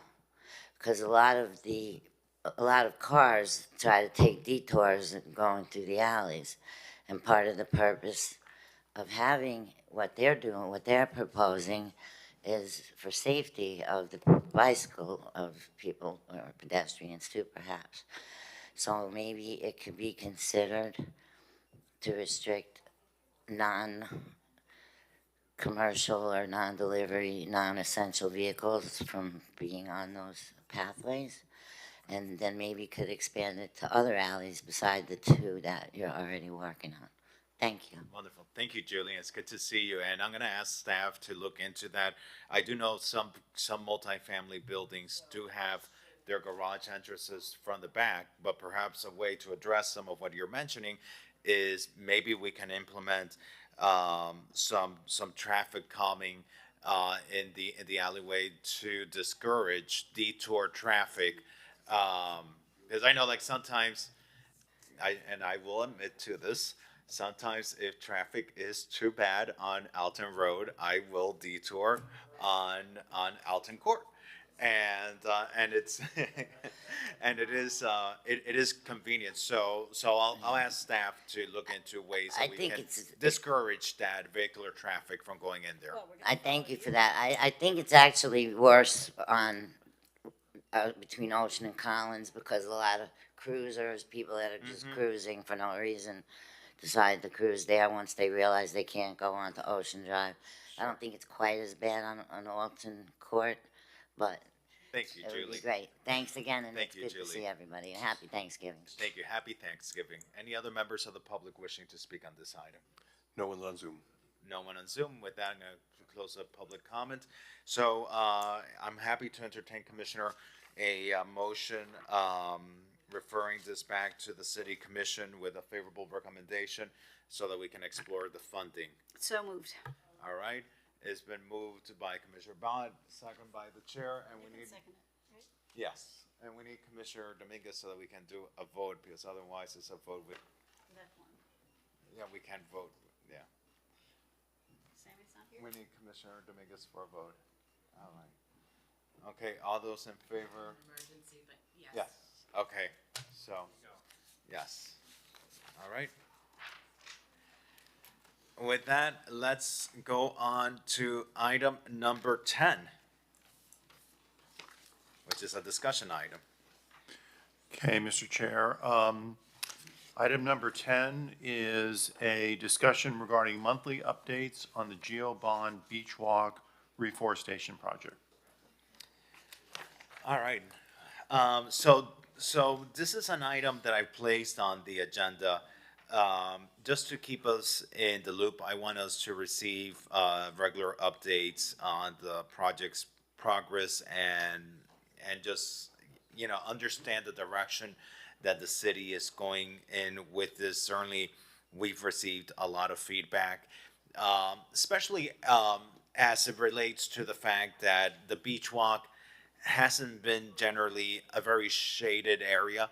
And so we have segments of the community that certainly want to see shade on certain areas of the beach walk, and then other segments of the community that very passionately feel, you know, that we should be working on dune restoration as opposed to working on forestation of the beach walk. There truly hasn't been any public policy discussion on this. I believe staff initiated this, applied for a grant. We may have approved a grant very benignly on a consent agenda that we didn't realize, at least I didn't realize, was going to trigger this bigger project. And so I wanted to give staff the opportunity to present to us, to give us their vision, and tell us where they are with the implementation of this. So welcome. Thank you. Good afternoon once again, Commissioners. Lindsay Precht, Assistant Director of Environment and Sustainability. The GeoBond Beach Walk Reforestation Project is being carefully planned to enhance one of the city's foremost assets. The city already has established canopy coverage in some beach walk sections, as you mentioned. This project intends to continue some of that filtered canopy coverage. Additionally, the project will go to furthering our goals of increasing citywide canopy coverage from 17 to 22%. The project is funded by both a $1 million U.S. Forest Service Urban and Community Forest Grant and the 2018 GeoBond. This is to plant approximately 600 trees along the entire 7-mile beach walk. The grant-funded portions are located from 1st to 23rd, 29th to 41st, and 71st to 87th, based on the federal government's Climate and Economic Justice tool.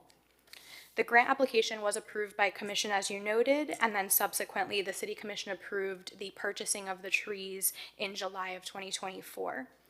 The community outreach included a letter to Commission, 16,000 postcards, updates to a project website, notices, and also a detailed planting map that allowed residents to see what the proposal was at the initiation of the project, and they could zoom in and see what specific trees and locations were proposed at that time. Presentations were also provided to neighborhood associations. The city's urban forester will spend the next several months addressing that feedback and meeting individually with property owners and associations who provided feedback. Several properties have already been contacted, but we will also be contracting with a public information officer. The purchase order for that PIO was issued last week, so we intend to start developing the scope and working on scheduling those meetings following this week, which is Thanksgiving week. City staff is reviewing the planting plan, and we're considering the feedback regarding species selection, requested distribution, and also the planting design. Strategic tree placement to avoid conflicts with view sheds has been the utmost importance in this project.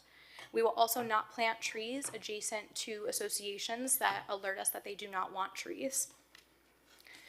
Some residents, as part of this project, have reached out regarding the health of North Beach Oceanside Park trees in the Dune area.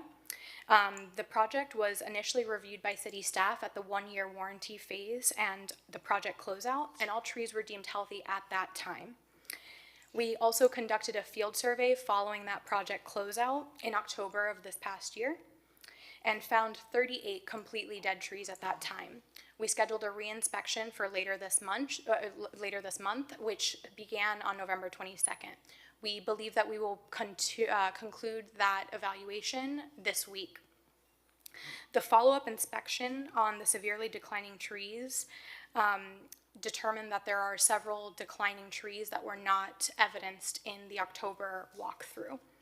This month we'll provide the following assessment points, including completely removing dead trees that were not identified in the initial October walkthrough, and also reviewing the remaining trees for future viability by a third-party arborist. Lastly, we will conduct an assessment of the beach walk canopy in South Beach, where they have a successful ecosystem, and find design best management practices applicable to the remaining beach walk sections. As part of the North Beach Dunes evaluation, we've identified some planting strategies, such as using sea grapes and silver buttonwoods, which have shown to be hardier and not as susceptible to the harsh coastal environment. Grouping trees into smaller groupings to encourage trees to protect each other and also protecting view sheds.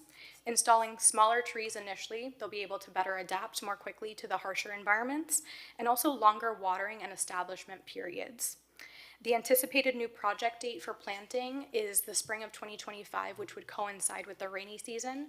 But again, it would only begin, once this community outreach period with the association continues. And the first phase of the plantings would be in areas adjacent to city-owned properties. And we're committed to providing these monthly updates to land use. Great, thank you. I'm going to recognize Commissioner Bott. So thank you for putting this on the agenda. I know we've got a lot of residents who have a lot of concerns. I think you've addressed them in large part, both between some of the conversations you've had and then reiterating it here. I do have a few questions specific to the North Beach areas. You said the warranty period was about a year long? Correct. So for the future trees that are going to be planted, will we have a longer warranty program? Because if it's normal for, whatever percentage to die off in the first year, because that's just the cost of doing business, then it must also be normal for an additional X percentage to die off between year 1 and 2, as we've seen, because you said there were another 38 trees, I think. And so do we have a warranty period that will cover that eventuality for this project going forward? The 1-year warranty period is standard, but we can consider elongating that to include additional die-offs. But what we also are seeing is certain tree species have done better than others. And so if we reduce the initial proposed planting palette to include things like sea grapes and buttonwoods, there's a higher likelihood of survivorship. So the approval for the funding that happened this year, have you bought the trees yet? No, we have not. Okay, so there's time to, because I think there were, like a dozen different flora types that could be included. So maybe it'll go down to 2 or 3 that are super successful and that most residents feel more comfortable. Like sea grapes, I think nobody has any issue with sea grapes anywhere, although they don't provide shade. But I don't think those are contentious. And then you mentioned something about a longer planting and watering period for new plantings. was the initial effort in North Beach done under, what we think is best practice, and it didn't turn out to be because there are extenuating circumstances that are unique to that area? Or why didn't we give sufficient time the first time around? Did we, versus what we're going to do the second time around? I think there are many lessons learned. We've learned a lot about the salt spray shearing off species like gumbo limbo, so taking those lessons learned for this project is important.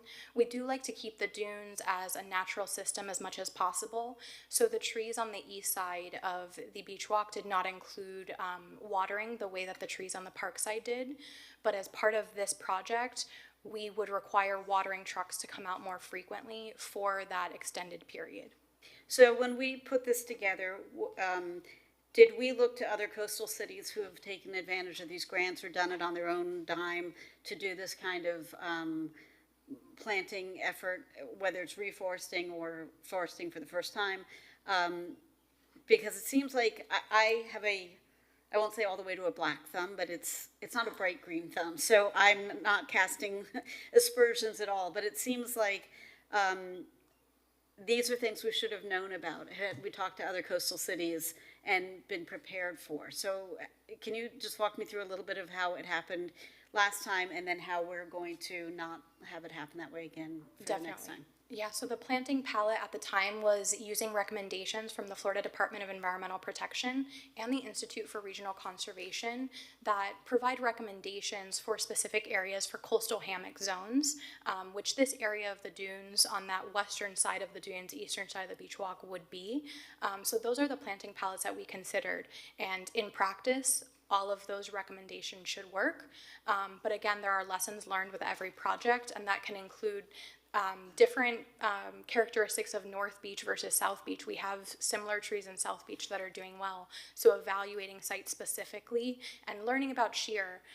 When we were talking to the Institute for Regional Conservation, they noted that sea grapes act as a wind buffer for a lot of other species. And so you'll see about 5 feet below a sea grape, everything else is sheared off from salt spray and wind.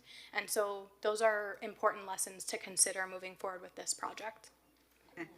And for those either buildings or individuals who remain really concerned about their view shed, or it's not an appropriate use of funds, is this also, in addition to trying to provide shade, obviously sea grapes will not provide shade, but does it help with the overall desire to cool the temperature of the city as a whole? I mean, it's a little bit weird because you're on the ocean where there's already a breeze and a large body of water to help cool the temperatures a little bit. I mean, in the ideal world, we would get an equivalent grant if we could figure out what to do about parking, but to forest the side streets of North Beach and other, parts of, South Shore near the community center, where there are tree deserts, really, and it gets very hot, there's no breeze.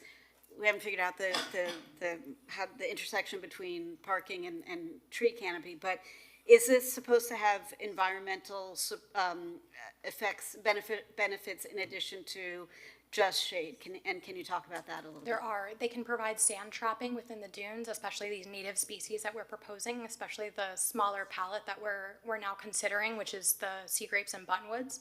And there are possibilities and potentials for sea grapes to provide shade if they're trained as trees. A lot of what you see currently in the dunes are those being cultivated at a hedge-like formation, but you can have larger sea grapes that can provide shade. But it is a harsher environment. We don't expect them to be 75 feet tall. Right.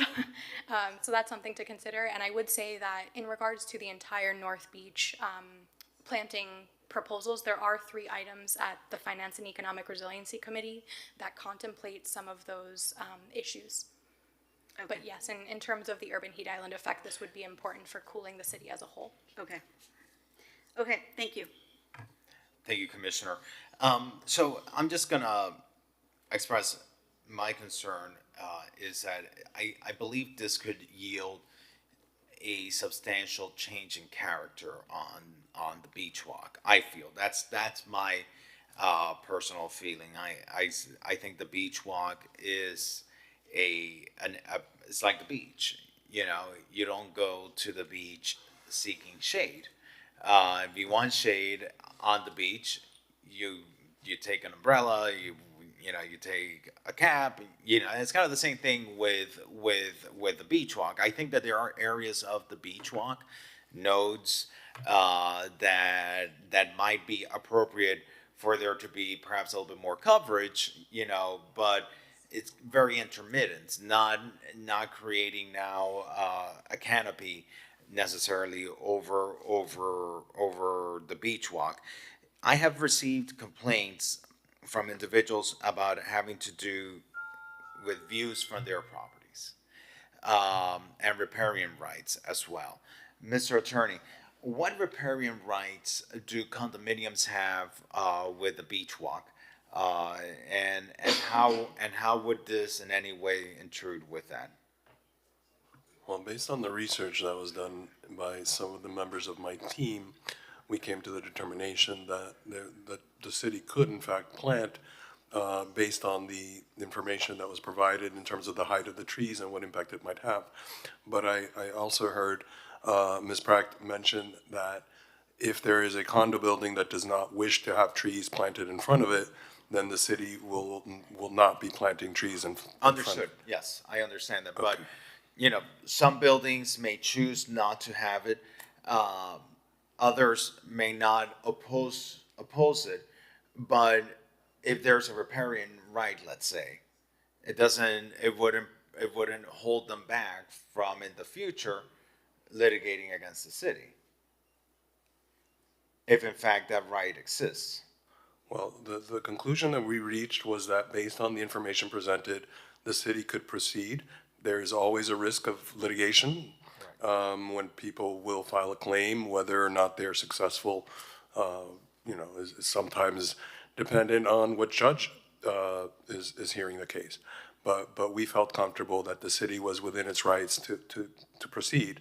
But I think the more prudent approach is that if there's a building that doesn't wish to have trees planted in front, then that's the better way to do it. Yeah, and that's generally where I'm aligned with, is most certainly no building that doesn't want this should have this in front of them. Very, very superficially, I think we have a defined character for the beach walk. The beach walk it's a very sunny outdoor place, kind of like the beach. And I think, introducing a substantial amount of canopy could be detrimental to that character. That's my feeling. I think those dollars could be better used in doing dune restoration, or could be better invested in actual neighborhoods where individuals are living that lack that canopy that they've been desperately asking for. And we've heard it from North Beach. North Beach has asked us for tree canopy to lower the temperature of some of these areas that are just so covered in concrete and asphalt that it's very hot for them. And my preference would be for us to focus our energies in those areas where people are living, where they don't have trees right now, as opposed to focusing so much on planting on the beach walk. I'm going to recognize Commissioner Dominguez. Thank you, and I want to thank Lindsay and the department and city administration, because we have received a bunch of requests from residents and feedback and criticism, and you've been very accommodating, and we've really listened, and that is so important. So I know that in certain pockets like South of Fifth, there's not going to be canopy, and specific buildings that had requested it. And then just today, we got something from the Allison Park Neighborhood Association, and I think I copied you on that email. So, continue with the listening, but overall, I think the tree canopy is great. Before I lived in Miami Beach, I lived in Coconut Grove, and it felt cooler there because of all of the shade and the trees, and I'm hoping we can get some progress in Miami Beach as well.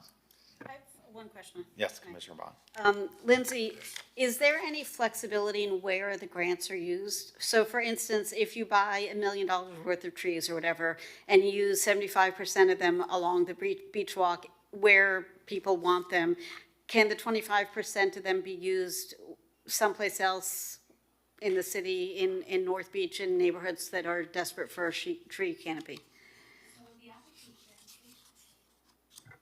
Sorry, the mic turned off. So the application was for the specific areas in that climate economic justice tool, so it outlined the specific streets where it would be applicable. We did request $1 million for the beach walk specifically, so that's what the grant says today. When we initially put this out for procurement, the grant-funded portion came out to just under $500,000.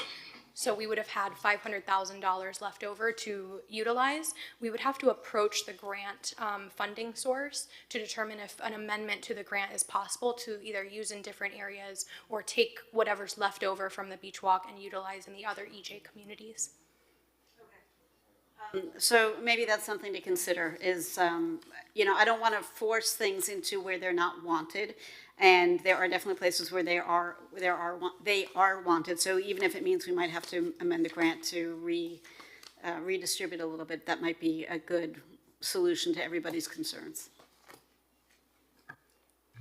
Okay, thank you. Thank you. All right, so let's call up item number 11. And Commissioner Bond, you have item number 15. If that item is not time sensitive, I'm gonna end the meeting after item number 11 and continue the remaining item. Number 15 is, yes, review current loading requirements and how to mitigate the impacts of loading and deliveries on traffic congestion and quality of life. No, okay. So we're gonna end with item number 11 and then continue the remaining items for the next meeting. Okay, and Mr. Chair, before I read item number 11, just to confirm on item number 10, that's going to be continued to the January meeting for the next update. Yes, Okay. correct. Item number 11 is discuss dedicated bus lanes on Washington Avenue. All right, so clearly, our city needs significant improvements on both regional and local connectivity. And particularly as we look ahead at the zoning of Washington Avenue and what that zoning could potentially look like, what it could look like as in terms of residential housing, and housing that doesn't provide for on-site parking. This is a key corridor for South Beach, and it's crucial for the future of the area. And for a long time, we've been discussing how to improve connectivity, specifically a dedicated bus lane as part of the BERT network. So I'd like to recognize Jose Gonzalez to kind of guide us where we are at with that dedicated bus lane. It's a concern that I have, given the zoning that we're considering for Washington Avenue, making sure that we have the right transportation infrastructure in the works and progressing to accommodate the residents that we hope to have in this area. Absolutely. Thank you, Mr. Chair, committee members. So dedicated lanes for buses on Washington Avenue is a key component of the county's SMART plan, the Strategic Miami Area Rapid Transit Plan. Basically, the countywide transit plan for the countywide transit plan. The SMART plan proposes 3 BERT routes. BERT stands for Bus Express Rapid Transit. So the 3 are the Beach Express North, the Beach Express Central, and the Beach Express South. The BERT, specifically the BERT route that proposes bus lanes on Washington Avenue, is the BERT South. The BERT South proposes to connect the Miami Central Station, that's the station that houses Brightline in downtown Miami, over and connecting to the Miami Beach Convention Center through the MacArthur Causeway, Fifth Street, and Washington Avenue. So the county's been working with FDOT for several years now, doing all the analyses, the traffic analyses that are required to repurpose a lane. In order to repurpose a lane, there's got to be a very detailed study that FDOT follows, where you have to prove, in essence, that there is sufficient transit service along the lane and that you're carrying a sufficient number of passengers in order to warrant repurposing that lane and from a vehicular travel lane to a bus lane. There has to be a justification, if you will. So for some time now, the county and the DOT have been working together on that study. That study also looks at the impacts of a repurposing. So if, for example, Washington Avenue currently has 2 lanes in each direction, if one lane is repurposed, if one lane in each direction is repurposed for transit, where will those vehicles go? Will they go on Collins? Will they, how does that affect the side streets, for example? So all that is part of that study. Well, hopefully they'll get on the bus. Hopefully, right, hopefully there's a mode change and fewer people drive and more people take the bus once there's a dedicated lane, because the bus then will not be stuck in traffic. That's the whole benefit of a bus lane. However, unfortunately, the county and the DOT, I won't say that they've reached an impasse, but they have not yet agreed on the findings and the recommendations of that analysis. So FDOT has recently requested the county to do some more analysis, and the county's in the process of scoping out that additional work. In the meantime, however, this is a very important project for us. It's a project that's and I'm referring to dedicated bus lanes. It's in our transportation master plan that was adopted by the City Commission. It's also in the Art Deco Cultural District Vision Plan that was adopted by the City Commission. So it's a very important project for us. So we're pursuing grant funds. We pursued grant funds last year. Unfortunately, we were not successful, but we're going to go ahead and repackage it and reapply to the state and the federal government for grant funds to at least be able to advance that piece of it, the Washington Avenue portion of the BERT project. Okay, is there any action that you need from the commission or the committee? Not really, Mr. Chair. This is more of an update. The county is working with us as well. We reviewed the traffic study that they prepared, but the issues appear to be between FDOT and the county. So they're trying to iron out those issues, conduct the additional analysis that's required, and hopefully, the findings and the recommendations will be positive, supporting a dedicated bus lane on Washington Avenue. How far out do you think it'll take them to iron out their issues and get these recommendations? They have not provided us with a timeline, so we don't know. But they've been at this for some time. Commissioner Bond. So a couple of years ago, we had reconfigured Washington pretty significantly to make dedicated bike lines and improve bus traffic and all that stuff. And despite our best efforts, I think most residents would say it was not a resounding success. How does this improve on that? Well, this would, in essence, repurpose a travel lane and dedicate it just for bus service. This would be, we don't have a dedicated bus lane. We never had bus service on Washington, dedicated bus. Dedicated, we've never had. This would be the first. But what would we be doing about parking and bicyclists or cyclists? I mean, are we losing a parking lane? Are we losing? No, we would only lose a vehicular travel lane. There are no dedicated bike lanes on Washington, so we wouldn't really lose the bike lane. We would lose a vehicular travel lane. Okay, thank you. Commissioner Dominguez. And would we lose it on both sides, or are there more stops on one side than the other where we wouldn't have to do that on both? It would be on The both east or sides. west and On both west. sides, because Yeah. the bus lane would be the outside lane in each direction, north and south.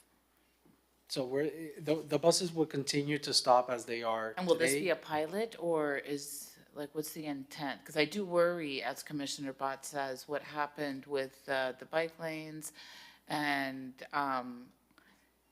the travel times were incredible, double parking, it was a nightmare. And I think part of the challenge with the with the configuration we previously had was that we were using the cars to create a protected bicycle lane. And those cars, when they were parking, they were in essence interrupting the flow of traffic. In order to back into a parking space, you got a travel lane, where now you have individuals are stopping the flow of traffic as they pull into their parking space. The dynamic is a little bit different, because in this case, you know, what you're doing is, you know, you're not gonna have that situation anymore, because you're still gonna have the buffer of the bicycle lane between the travel lane and the parking lane. Is that correct? Well, there would not be a dedicated bike lane on Washington Avenue. Basically, the bus would operate on what is today the In the middle. outside travel lane, and then when it has to stop at the bus stop, it would just, you know, pull off and stop where the parking lane is. In essence, that's where the buses would stop on Washington Avenue, is where the parking lane is. So the parking would remain, the bus stops would remain. The only difference is, instead of 2 lanes for cars in each direction, You would it have would one. only be 1, plus the other one would be for the bus. And let's say if we were to have this, because again, the goal would be, if we do eventually have this dedicated bus lane, is to be able to accommodate more people traveling there without a vehicle. What type of headways would you anticipate one would be able to get by having a dedicated bus lane? The headways would need to be very frequent, less than 10 minutes. Less than 10 minutes. Less than 10 minutes is what FDOT looks at as criteria, if you will, to warrant a dedicated transit lane. Because And if right you now, want- what are the headways that we have?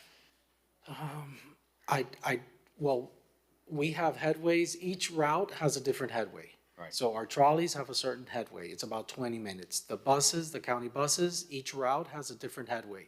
What FDOT does is that they put all those headways together. They look at all the routes that operate along Washington Avenue, and then they see how frequently buses travel there, like how many buses per minute.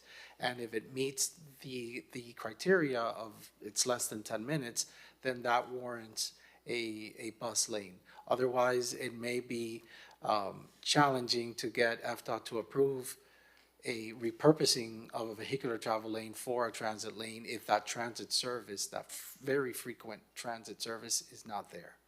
Got it. All right.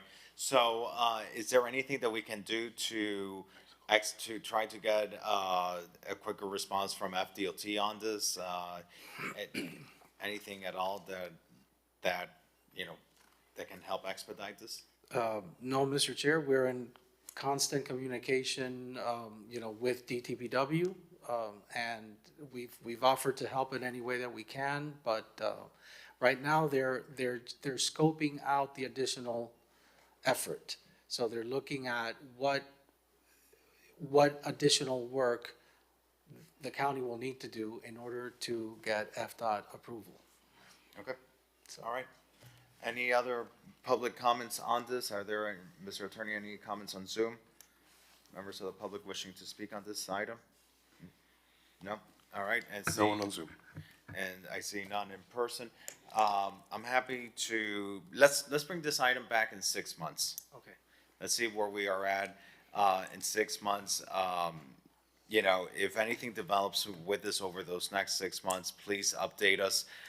Because we are making big policy decisions having to do with density on Washington Avenue. And the one thing that I would urge FDOT to consider is to consider the land development regulations that we are considering at the moment for Washington Avenue as they study this. It's hard for us to consider some of these land development regulations that do away with parking requirements unless we know that there's going to be this type of dedicated public transportation infrastructure.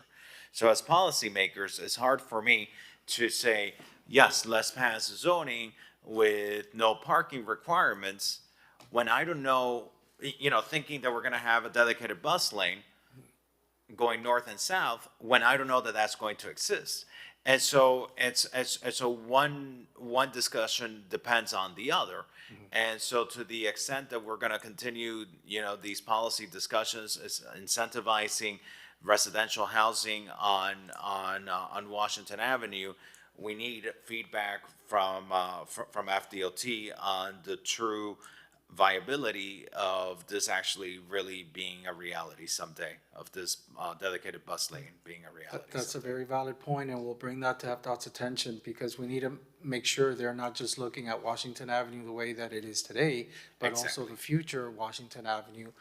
What it may potentially look like in the what it may future. potentially look like, and what that means for transit. And also, You can give them my favorite line of plan for the city you want to be, not the city you are. Correct. and exactly the fact that some of the zoning policies that we are looking at take into account having drop-off bays for public transportation. They need to know that, they're just not operating on their own, looking at the street. We ourselves, in our zoning policy, we not only are encouraging micro-mobility, but to be able to qualify for some of these zoning incentives. Mr. Mooney, correct me if we're wrong, some of this also includes incentives for bus bays and that type of facility. Correct. Yep. All right. Thank All you. right. With that, we're gonna conclude today's meeting. The remainder of the items are gonna be continued to our next meeting. I want to thank everyone who has participated, especially the members of the public who has participated in today's meeting. And thank our staff. Thank you for your hard work throughout the year. You all make a lot of sacrifices to serve our city and help our community grow in a responsible and proper way, and we owe you gratitude for your service to our community. Despite our best efforts. Try to keep us on the straight and narrow. Thank you. Have a good night.